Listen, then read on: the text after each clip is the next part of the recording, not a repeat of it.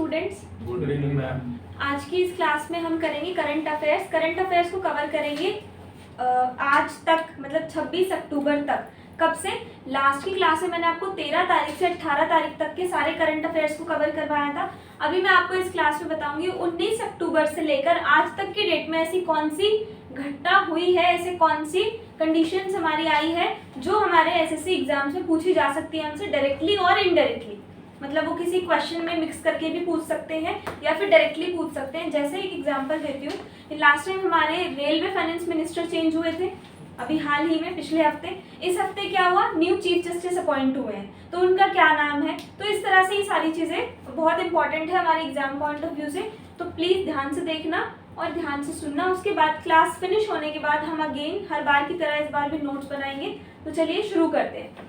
तो current affairs update, India's progress and global development. तो अभी पिछले हफ्ते ये देखा गया कि इंडिया ने प्रोग्रेस करी है और ग्लोबली डेवलप हुआ है इंडिया, ठीक है। बट कहीं ना कहीं कमी भी है, हम आगे हैं तो किसी ना किसी चीज में पीछे भी है, क्योंकि हम हर चीज में परफेक्ट नहीं हो सकते, ठीक है। This presentation covers a range of significant developments in India and around the world, including space exploration, legal reforms, economic projections and environmental initiatives. From ISRO's lunar mission success to global climate change conferences, we will explore the latest updates and that shape our nation and the world. मतलब यहाँ पर ये बोल रहे हैं कि economics से लेकर इसरो की लूनर मिशन से लेकर जो चंद्रयान वाला मैंने आपका लास्ट क्लास में भी कवर किया था, अगर नहीं है तो आप वो लास्ट क्लास भी देख सकते हो, ठीक है।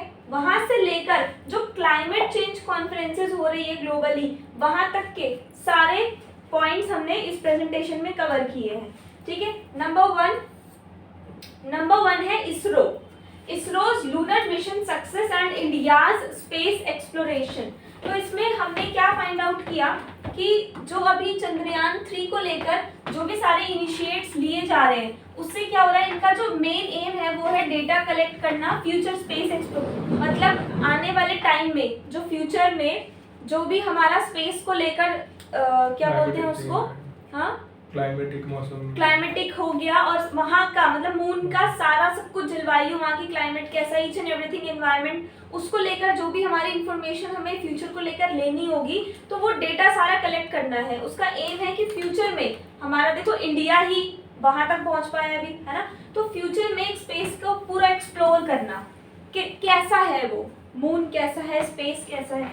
Data collection, instruments on board Chandrayaan 3 successfully gather significant lunar data. तो इन बोर्ड ऑफ इंस्ट्रूमेंट क्या बोलता है कि चंद्रयान 3 सक्सेसफुल रहेगा किस चीज में? गैदर करने में। लूनर मतलब मैंने आपको लास्ट क्लास में भी बताया था कि वो पर्सन जो एबल है वहां जाने के लिए, ठीक है। उसके बाद mission success, ISRO announces the success of Chandrayaan 3 data collection mission marking a significant achievement in India space program. Again फिर इंडिया कैसे ग्रो कर रहा है, क्योंकि देखो वो कहाँ तक पहुंच रहा है, तो उसने फिर से एक अचीवमेंट, इंडिया की जो स्पेस प्रोग्राम है उसके लिए अचीवमेंट, काफी अच्छी अचीवमेंट रहेगी। फ्यूचर implications क्या बोलता है? The collected data is expected to aid future space explorations enhancing India's position in the global space community.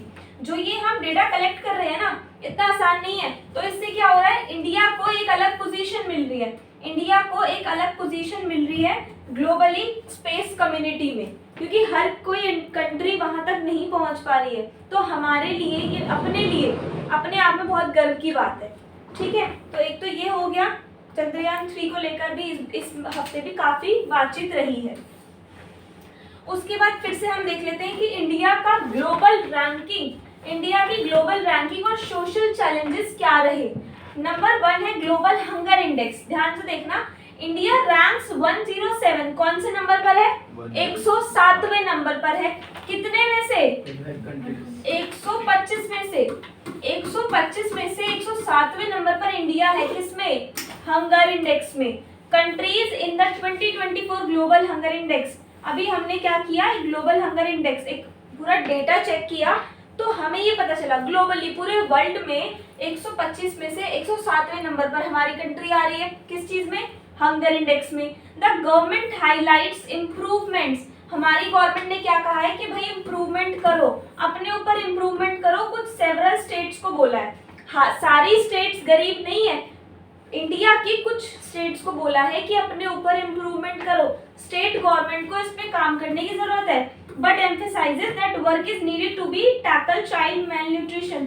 लेकिन जो बाल कुपोषण होता है, मेल न्यूट्रिशन का मतलब होता है कुपोषण, जो बच्चे हैं जिनको प्रॉपर टाइम पर खाना ना मिलने से उनकी डेथ हो जाती है या वो बीमार हो जाते हैं या वैसे ही बड़े हो जाते हैं, तो उसमें उनमें क्या होता है, किसी ना किसी की कमी की वजह से उन्हें कोई ना कोई प्रॉब्लम डिजीज हो जाती है। तो ये हमारे यहाँ पर ये एक हमारा क्या है, ड्रॉबैक है। तो ये हमारे लिए अच्छी बात नहीं है कि हम 107वें नंबर पर आ रहे हैं। तो जब ये इंडेक्स सामने आया गवर्नमेंट के तो उनकी आंखें खुली की खुली रहेगी कि 107वें नंबर पे हम कैसे आ रहे हैं, है ना। स्पेस तक जा रहे हैं वैसे, बट हम अपने देश के लोगों को ही हेल्दी नहीं रख पा रहे, उनको प्रॉपर फूड नहीं पहुंचा पा रहे, तो ये समस्या हमारे सामने आ रही है। तो इंडिया की गवर्नमेंट ने क्या किया, सभी अपने अंडर जो भी गवर्नमेंट, स्टेट गवर्नमेंट काम कर रही है उनको क्या बोला, भाई इम्प्रूवमेंट करो अपने ऊपर और इस इंडेक्स को जल्द से जल्द उठाओ कि बेहतर बनाओ अपने आप को, ठीक है। कम से कम लोग ऐसे रहें जिनको खाना ना मिल पाए, मतलब हमारी कोशिश रहे कि हमारे देश का, हमारे कंट्री का, हमारी सिटी का हर एक आदमी तक खाना पहुंचे, जरूरतमंद लोगों तक खाना पहुंचे, स्पेशली बच्चे, ठीक है। तो एक तो ये हो गया। उसके बाद नेक्स्ट है child marriage prevention. Child marriage मतलब बाल विवाह पर रोक। The Supreme Court addressed the Prohibition of Child Marriage Act (PCMA). Prohibition of Child Marriage Act, Prohibition मतलब होता है, क्या होता है, रोक, किस पर, बाल विवाह पर, ठीक है। 2021 में निकला था ये PCMA, इसकी फुल फॉर्म आपको पता होनी चाहिए, Prohibition of Child Marriages Act, urging amendments to prioritize national law over personal laws to combat child marriages of effectively. This legal push aims to address social norms and prevent early marriages. तो ये जो देखो 2021 में rule तो कई बनते हैं, rules तो आए दिन रूल्स बने रहते हैं, बट क्या उनका इम्प्लीकेशंस, क्या उनका इम्प्लीमेंटेशंस हो पाता है, सही तरह से नहीं हो पाता। तो अभी जैसे सुप्रीम कोर्ट को लेकर अभी आप देखोगे चीफ जस्टिस बने हैं, अब जब न्यू कोई आया है तो कुछ ना कुछ तो करेगा। 2021 में ये रूल तो निकल गया था PCMA, लेकिन वो ठीक से उसके इम्प्लीकेशन हो नहीं पा रहा, ठीक है। तो उन्होंने क्या चिंता जताई है कि इस पर थोड़ा ध्यान दो और इस चीज को कम करो, प्रिवेंट करो अर्ली मैरिजेस, जो कम एज में बच्चों की शादी कर देते हैं उस चीज को कम करो, ठीक है। इससे हमें ज्यादा कुछ लेना देना नहीं है, मेन हमें इसकी हेडिंग पता होनी चाहिए, ठीक है। और मेन ये पता है कि हाँ अभी इस पे बातचीत चल रही है, 2021 में निकला था लेकिन ठीक से उसका इम्प्लीमेंट नहीं हो पाया। उसके बाद नंबर 3 है property regulation. The Supreme court, फिर से सुप्रीम कोर्ट काम कर रहा है, सुप्रीम कोर्ट अभी थोड़ा सा फॉर्म में आ गया, देखो, हैज रीइंस्टेटेड द बेनामी ट्रांजैक्शंस एक्ट प्रोविजन, BTA, बेनामी ट्रांजैक्शन एक्ट। जो अवैध संपत्ति होती है ना,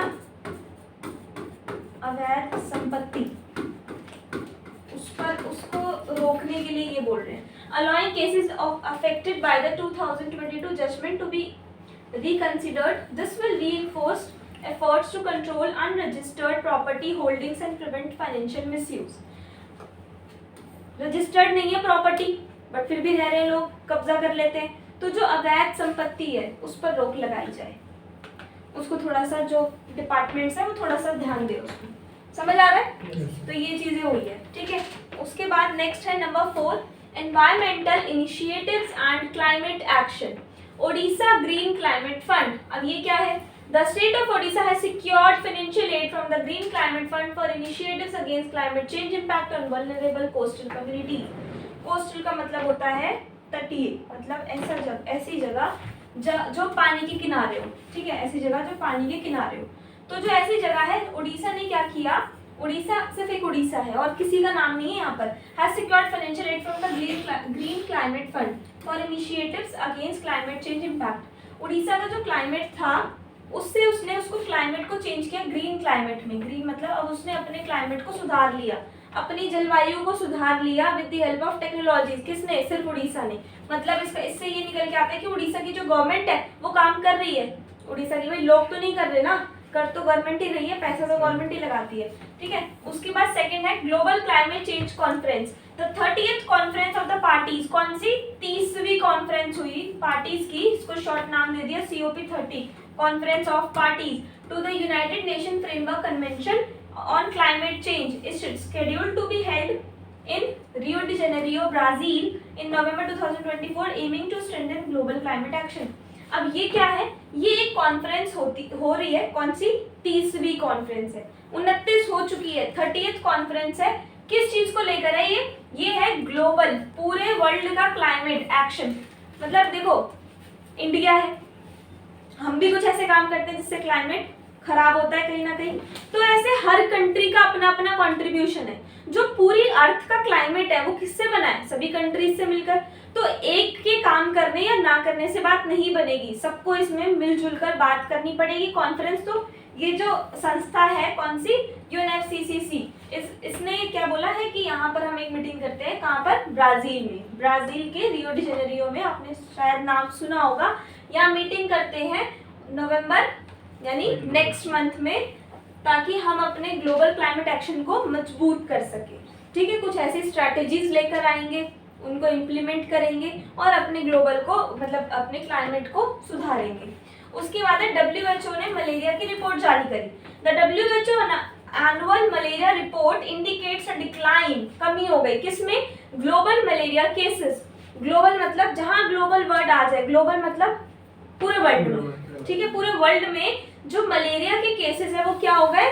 कम हो गए। विद इंडिया में भी showing significant progress in reducing the incidence of the disease. और इंडिया ने भी क्या किया? अपने जैसे इंडिया कर ही रहा है, मेडिकल पे वो काम कर रहा है। अभी पिछले हमने लास्ट टाइम भी देखा था, उसने अपना फूड हंगर कहीं ना कहीं बढ़ाया था, लेकिन सिर्फ इंडिया में। लेकिन ग्लोबली देखें, पूरा ग्लोबली तो अभी थोड़ा सा वो नीचे ही है, ठीक है। तो इंडिया भी काम कर रहा है reducing the incidence of the disease. India में भी ये शो हुआ, देखा गया कि मलेरिया के केसेस पहले के मुताबिक काफी कम हो गए हैं इस बार, ठीक है।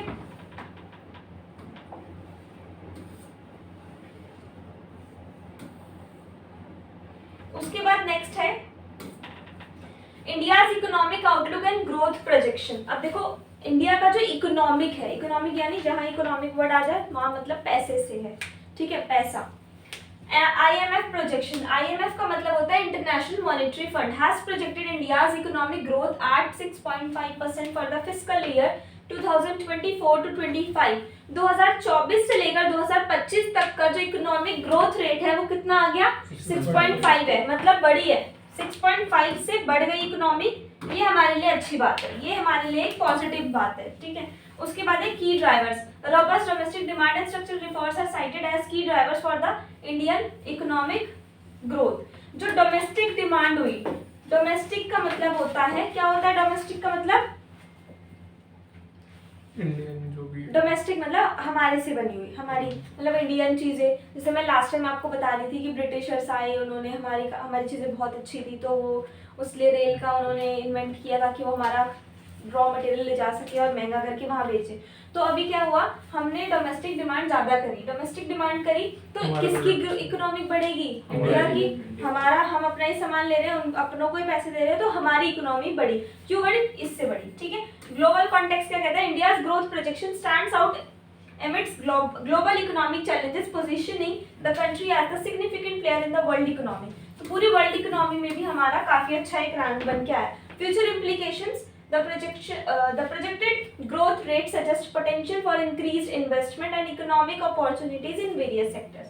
तो अब हमारा क्या है? इन्वेस्टमेंट और इकोनॉमिक अपॉर्चुनिटी अलग अलग सेक्टर्स में बढ़ गया। मतलब 100 बात की एक बात, इकोनॉमी में ग्रोथ हुई है, ठीक है ना।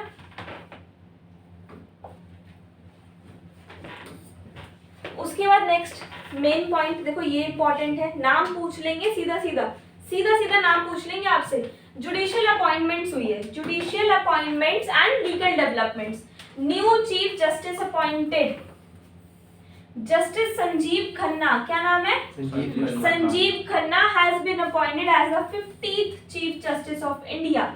इंडिया के ऑलरेडी 49 चीफ जस्टिस रह चुके हैं, ये कौन से हैं? 50th। कौन सा है 50th? कौन है चीफ जस्टिस है इंडिया के? क्या नाम है? संजीव खन्ना। एक्सपीरियंस्ड है और एक्सपर्टीज है। Justice Khanna brings extensive experience from his tenure in the Supreme Court to his new role as Chief Justice. पहले सुप्रीम कोर्ट में इन्होंने काम किया। सुप्रीम कोर्ट में इनका एक्सपीरियंस काफी अच्छा था। टेन्योर मतलब होता है एक अवधि, एक पीरियड, जितना भी उन्होंने समय दिया उससे उनको काफी एक्सपीरियंस हुआ। ऑब्वियसली एक्सपीरियंस है, एक्सपर्टीज है अपनी फील्ड में, तभी उनको अपॉइंट किया है। ठीक है। Legal reforms, the Supreme Court has been active in addressing key legal issues, मतलब वो एक्टिव है, एड्रेस कर सकते हैं, काम कर सकते हैं लीगल इश्यूज पर, इंक्लूडिंग चाइल्ड मैरिज। अभी इन्होंने ही ये सारी चीजें फिर निकाली। अभी मैंने बताया बाल विवाह को लेकर उन्होंने किया। प्रिवेंशन एंड प्रॉपर्टी रेगुलेशन, और क्या किया? प्रॉपर्टी रेगुलेशन पर भी वो चर्चा कर रहे हैं, काम कर रहे हैं। तो अभी मेन दो चीजें यही हुई है, चाइल्ड मैरिज और प्रॉपर्टी रेगुलेशन, अवैध संपत्ति को रोकना, बाल विवाह को रोकना। ठीक है। तो जैसे अभी ये न्यू अपॉइंट हुए, आगे चल के कई चीजें ही करेंगे, अभी आने वाले टाइम में करेंगे, बहुत कुछ करेंगे। फ्यूचर ऑफ इंडियन जुडिशरी, तो अब हमारा भाई देखो एक्सपर्टीज कोई आ गया, तो हमारा जो जुडिशरी सिस्टम है, मतलब न्यायपालिका है जो न्याय दिलाती है, उसका जो फ्यूचर है वो भी अच्छा ही होगा। ये काम करेंगे अब हमारे लिए मेनली। ठीक है। और इंडिया ने देखो क्या किया, इंडिया की एक और इंडिया ने क्या किया अपने लिए, एक और उसने स्ट्रॉन्ग चीज बनाई, राइफल एंड फाइटर जेट और स्कॉर्पियन क्लास सबमरीन। ये दो चीजें उसने क्या की, इन्वेंट करी है। एक ये निकाले हैं कितनी क्वांटिटी में, 26, और 3 सबमरीन निकाली है। ठीक है। जेट निकाले हैं और सबमरीन निकाले हैं। ठीक है। पर्पस क्या है? इंडियन नेवी की जो एयर कैपेबिलिटीज है उसको बढ़ाना और अंडर वाटर वॉरफेयर कैपेबिलिटीज को बढ़ाना। The Indian government has approved the procurement of 26 rifle and fighter jets and 3 Scorpion class submarine to enhance the capabilities of the Indian Navy. This acquisition is a part of India's ongoing efforts to modernize its military and strengthen its naval forces. मतलब वही बात इन्होंने बोली है कि अपनी जो navy air है उसको बढ़ाना और जो अंडर वाटर वाली पावर है, फोर्स है, उसको इंक्रीज करना। ठीक है। तो अपनी नेवी को उन्होंने ये चीज भी प्रोवाइड कर दी। Last, global health initiative and India's progress. Again ये मलेरिया रिडक्शन हुआ है। ठीक है। एनुअल रिपोर्ट ने बताया health initiative India's progress in malaria control reflect the effectiveness of national health programme in global cooperation combatting infecting diseases. तो India में infecting disease भी कम हो रही है। इन्फेक्शियस डिसीजेज है, जैसे वो आई वाली थी ना, ट्रैकोमा, वो भी ऐसे ही होती है, और सेम एज मलेरिया, तो ये कम हो रही है। ग्लोबल इम्पैक्ट क्या पड़ रहा है? मलेरिया में कमी आ रही है, तो globally effort controlling the potentially, हम दूसरे लोगों को भी हेल्प कर सकते हैं बीमारी को हटाने में। इरेडिकेशन ऑफ डिजीजेस, हमारे पास टेक्नोलॉजी आ गई है। फ्यूचर रिसर्च क्या है? Continued research and implementation effective strategies are crucial for maintaining and improving India's progress in malaria control. आने वाले समय में भी मलेरिया को कंट्रोल करने के लिए हमारी जो रिसर्च है वो जारी रहेगी। ठीक है। और हम अपनी नई नई और टेक्नोलॉजीज लेकर के आए, ताकि हम अपने साथ साथ पूरी वर्ल्ड में लोगों की मदद कर सके। समझ में आ गया? तो ये चीजें हैं अभी जो पिछले हफ्ते हुई है, तो ये काफी इम्पोर्टेंट है। ठीक है। बाकी फिर हम इसी तरह से हर वीक अपना कवर करते रहेंगे। ठीक है। Thank you.